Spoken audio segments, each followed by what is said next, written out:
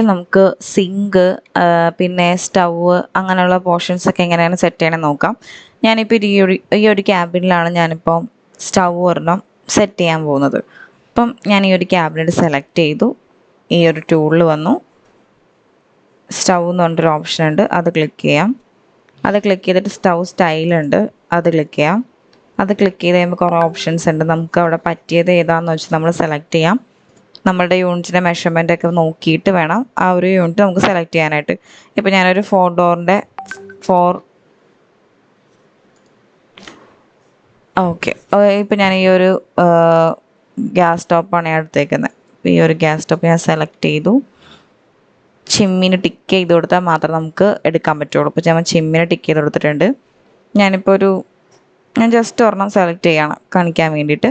ഞാനിപ്പോൾ അത് സെലക്ട് ചെയ്ത് ജനറേറ്റ് കൊടുത്തിട്ടുണ്ടെങ്കിൽ എനിക്കവിടെ ഇങ്ങനെ ഒരു യൂണിറ്റ് സെറ്റ് ചെയ്ത് തരും.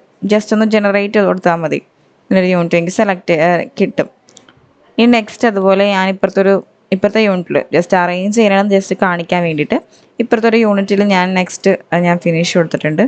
ഈ ഒരു യൂണിറ്റിൽ ഞാൻ സിങ്ക് കൊടുക്കാൻ പോവാം. സിങ്ക് കൊടുക്കാൻ വേണ്ടിയിട്ട് ഞാനിപ്പോൾ സെലക്ട് ചെയ്തു, സിങ്ക് കൊടുത്തു. ഇവിടെ സിങ്ക് സ്റ്റൈൽ വന്നിട്ടുണ്ട്. സിങ്ക് സ്റ്റൈലിൽ വന്നിട്ട് കുറച്ചൊന്ന് താഴേക്ക് വരുമ്പോൾ ഇങ്ങനെ ഒരു സിങ്ക് ഞാനിപ്പോൾ ജസ്റ്റ് ഞാൻ എടുത്തിട്ടുണ്ട്, അത് ഞാൻ സെലക്ട് ചെയ്തിട്ടുണ്ട്.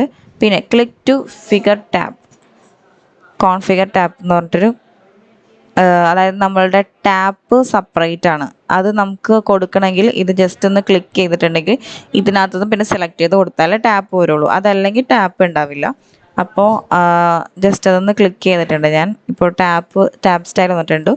ആ ഒരു ടാപ്പ് സ്റ്റൈൽ ഞാൻ റീപ്ലേസ് ചെയ്ത് നോക്കുമ്പോൾ ഇവിടെ കുറേ ടൈപ്പ് ടാപ്പ് ഉണ്ട്. നമ്മൾക്ക് അവിടെ സിങ്കിന് കംഫർട്ടായിട്ടുള്ള ഒരു ടാപ്പ് ഞാനിപ്പോൾ ഒരു സെലക്ട് ചെയ്തിട്ടുണ്ട്. ഇനി ജസ്റ്റ് ജനറേറ്റ് കൊടുക്കാം.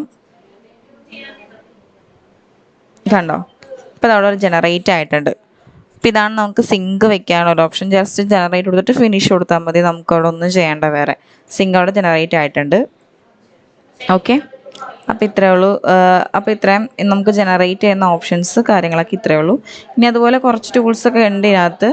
സിങ്ക് നോബ്, ഫർണിച്ചർ ലെഗ് വയ്ക്കുന്ന കാര്യം, അതൊക്കെ നമ്മൾ ജസ്റ്റ് ഒന്ന് ഇതുപോലെ തന്നെ നമ്മൾ ജനറേറ്റ് ചെയ്ത് കൊടുത്താൽ മതി. ജനറേറ്റ് ചെയ്ത് കൊടുത്താൽ അത് ഓട്ടോമാറ്റിക്കലി വന്നോളൂ. സെലക്ട് ചെയ്ത് കൊടുക്കണം. ഓക്കെ.